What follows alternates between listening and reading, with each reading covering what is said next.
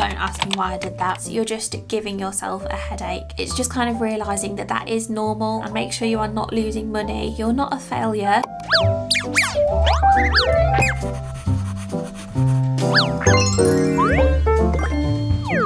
Hi guys, welcome back to my channel, or welcome if you are new here. My name is Millie and I've been running my small business Prints by Millie for coming up to 4 years now. I design and sell cute, quirky, kawaii inspired stationery items and other giftable items too. A few months ago on this channel in January of 2024, I uploaded this video and the response to it has been incredible. So I shared 10 tips and 10 things I wish I knew before I started my small business, for those of you who are just starting your small business journey too. And with almost 4 years of experience under my belt, I have way more than 10 tips to share with you guys. So I'm coming at you today with a part 2 of that video, and I'm going to share another 10 tips with you for starting your small business. So if you haven't watched that video, please feel free to go and watch that one first and then come back here for part 2. But the tips aren't in any specific order, so you could watch this video first and then go and watch part 1 afterwards. It's completely up to you. But either way, I really hope you enjoy listening to these 10 more tips that I've got for you up my sleeve of things I wish I knew before I started my small business. So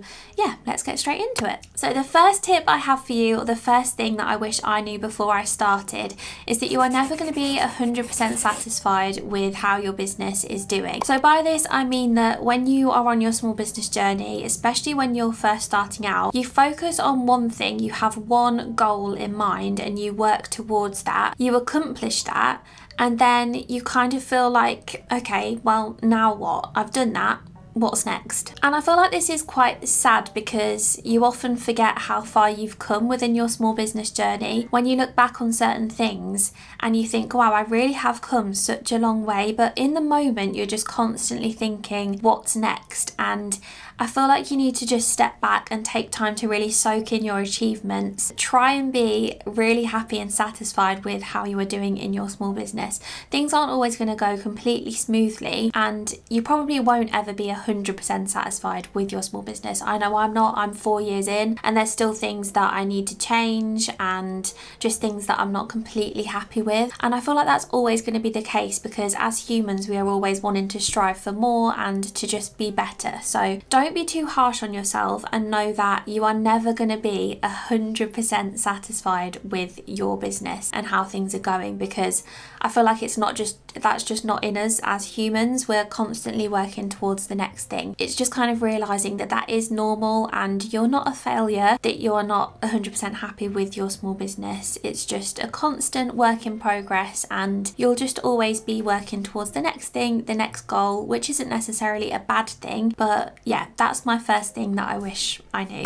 My second tip is to know that your business will always change and adapt with you. So again, as humans, we're always constantly changing and adapting to different scenarios, different situations, and your business will go with that as well. So I've heard so many times people saying, I really want to start a small business, but I need to get my branding sorted, I need to get my website sorted, I need to know exactly what I'm going to sell, and I need to know exactly how I'm going to do it. Which, if you want that to be the case, then fine. Do wait until you feel completely ready to start. I know people who have been saying that for literally years, that they want to start their small business, but because they've not got everything set in stone, they've not even started it. And I would just say to those people, just start it and go with the flow, because that's exactly what I did. I actually started out as a pet portrait business and now I'm selling kawaii inspired stationery. It's just completely different. But if I'd never have started when I did, I wouldn't be as far along in my small business journey as I am now. So I just think the sooner you start, the better. You don't have to have everything in place. You've just got to kind of be a little bit open-minded and go with the flow and know that your business will constantly be changing and adapting with you as well, and that is completely fine. Tip number 3 is to decorate your workspace to suit you and your brand aesthetic. Whether it's your dining table, a little corner of a room, or if you have one of the rooms in your house or a little outbuilding,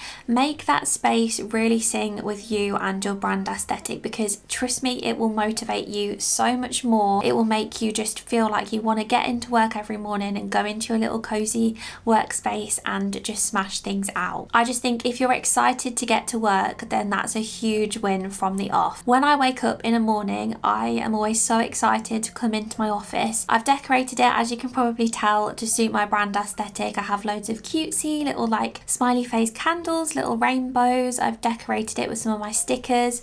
I have some little fake plants, little calendars, pins, my LED rainbow, just things that make me happy and things that suit my brand. So as soon as you can, I definitely recommend collecting things together to put into your office space to just make it suit you and your brand aesthetic, and trust me, you will feel so much more motivated and ready to get to work every day. The next tip I have is to always look for the rainbow, and by that I mean that there will be hard days, weeks, months in your small business journey, but you've just got to keep your chin up and remember that if you give up on your small business, you'll never have the chance to make it succeed, and you'll never know where it would have gone. Whereas if you keep pushing and working on your small business, then the hope and dream will always be there for your small business, and it can flourish and it can bloom. I actually put a reel up on Instagram the other day about this, and the response to it was so lovely. It basically said like your small business is like a little seed, and you need to water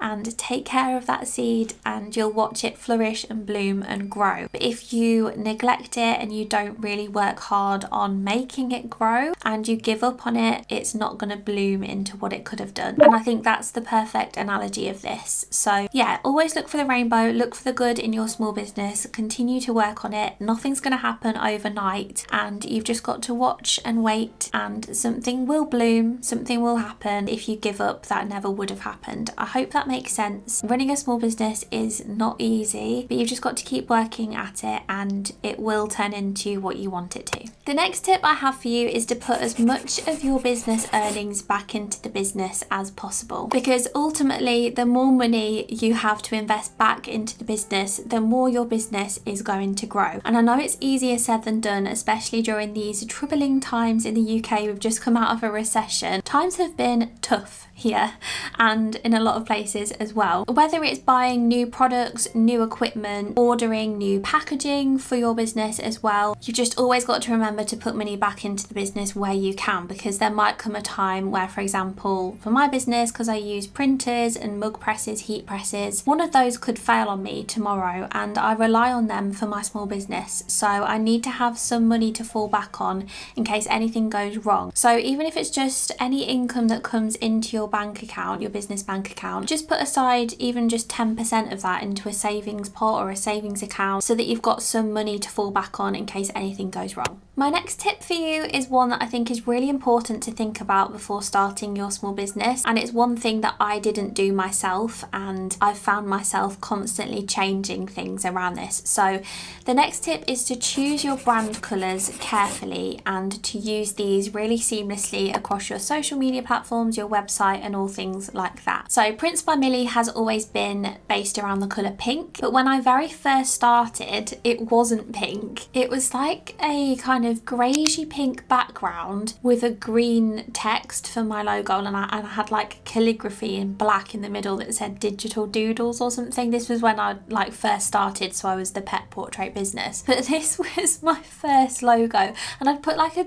stripe down it diagonally. Don't ask me why I did that, but I kind of just made this logo on a whim, just really quickly, and I liked it at the time. God knows why. I really didn't think about the brand colours or anything. So Prints by Millie was not the pink aesthetic that it is today, and since then I've changed my logo up quite a few times. It then went to a pink Prints text with black calligraphy underneath that says by Millie, but it was quite a hot pink. I only really had that one colour, which was the hot pink, so I only really had that to work with. So eventually I decided I wasn't happy with that either, and then I went to the logo that I have today, which is a more pastel pink, which is very much more me. really light kind of beigey pink background that I use a lot throughout my social media as well for backgrounds and things like that on Instagram story templates. And then I also have the By Millie is in a nice sagey green colour, so I use that as well across my branding. So I have the pastel pink and the sagey green are like my brand colours, but mostly pink, and I feel like people know me for that now. So it's really important to think about the colours that you want to use. Obviously, like I said earlier on, don't think on it too much to the point where it stops you from starting your small business, because you can change your logo later on down the line like I did, but just sit down and really have a think about what colours you want your brand to be recognised by. It's really important because people will start to recognise your business from the brand colours that you use. A really good example of this is Emily Harvey Art. If any of you watch her on YouTube or have followed her small business journey, she is like the lilac queen. So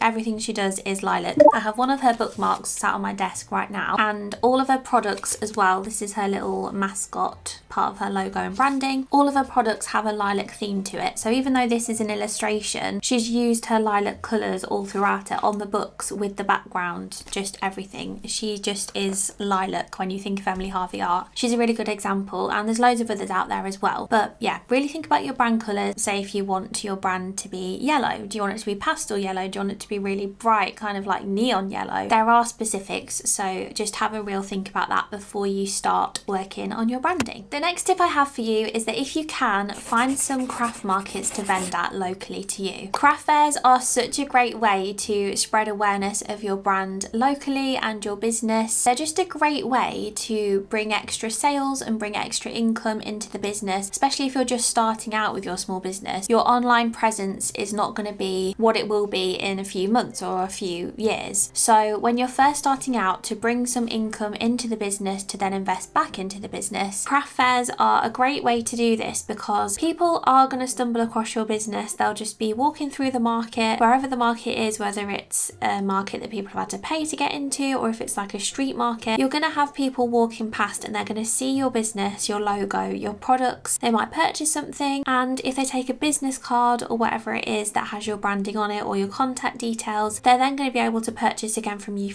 in the future, and they're going to know who you are. So it's just opening yourself up to a wider audience before your social presence has the time and the chance to gain some momentum. So I definitely recommend, if you can, invest in a craft fair market setup and start vending at local craft fairs. The next tip I have for you is don't try to do everything at once. You are just one tiny person, and a lot of the time quality is better than quantity. An example of what I mean is if you are debating what platform to start selling on, you might want to start a Shopify website, or you might be thinking about opening an Etsy shop. I'd definitely say don't try and do both at once, because if you do that, you have two lots of platforms to get used to, two sites to get used to navigating, two lots of shipping to sort out on the different websites, two lots of listing descriptions, tags and format to get used to. Just so much goes into each platform, and it's a lot to get your head around. So just give yourself time to get your head around every aspect of your new business, and don't take on too much at once. If you want to sell on both platforms, then great. Maybe just start out on one like Etsy, and then eventually you can move your products onto your own site as well. But to set both up at once, you're just giving yourself a headache and asking for grey hairs. So yeah, just take your time, do things slowly, progressively.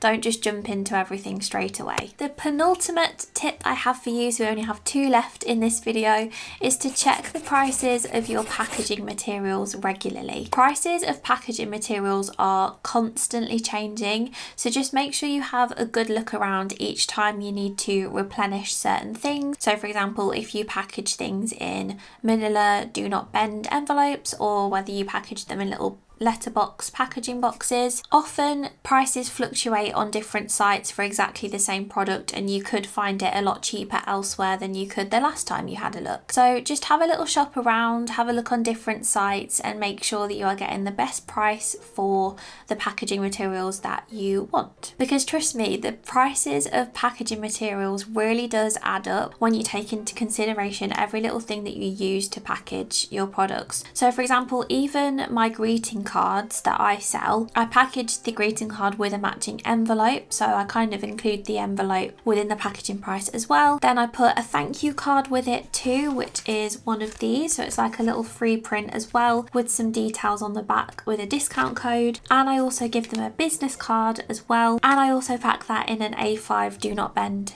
envelope. So I've got like 4 lots of different packaging materials there just for one greeting card, and they do add up. So yeah, just make sure you are constantly getting the best prices for the packaging materials that you are using, and make sure you are not losing money, and make sure you check the cost of what your packaging materials add up to, because it may be more than you expect. My final tip for you guys is to start building an email list straight away. An email list is basically people will give you their email address, and then they become a part of your email marketing, your email newsletter, where you can then send out emails to those customers and they can get updates on new product releases, discounts, sales, all things like that. Or if you just want to send out a little roundup newsletter of your week or your month or anything like that, it just keeps people up to date with your business and what's going on. Start building this email list as soon as you can. So if you're on Shopify, when people buy from you, they'll put their email address in, and when they purchase, they then become a part of your email list. So you need to start utilizing that, which is what I'm starting to really focus on now, because I've neglected this for quite a while. I'm really gonna try and regularly send emails to my customers. Also, if any of your social medias get hacked, or if your Etsy shop got suspended, for example, which I know happens quite a lot of the time, just out of the blue, you need to have a place where you can contact your customers directly in case anything like that happens, and an email list is the best way to do this. Also, you may have customers who are not on social media. If you've met them at a market, for example, they might not have social media, but they might still want to stay in the loop with all things that are going on with your small business. So at craft markets, for example, if you do those, you could have a little clipboard where people can write down their email addresses, or you can ask people if they'd like to be added to your email list, and you can do it there and then, so that then every customer and potential future customer has access to your emails. So yeah, definitely start building an email list straight away, because it will be a huge help for your business and for returning custom. And that was the final tip that I have for you guys in this video. I really hope you've enjoyed it and found it useful. Again, if you want to go back and watch part 1, I will of course leave that down in the description if you wanted to check that out. But I really hope you guys have found this interesting. Let me know if you are just starting your small business journey, or if you found any of these tips helpful if you are already on your small business journey. I would love to know. If you could give this video a like if you enjoyed it, it will help me to know that you enjoyed this video, and it will help to push this video out to other people who like this kind of stuff too and want to hear about these tips and tricks. And if you're new around here, I upload content really regularly to this channel, including studio vlogs where I document my small business journey, and other tips and tricks videos like this one. So please make sure you subscribe so you don't miss any future ones, and hopefully I will see you guys very soon in the next video. Bye guys!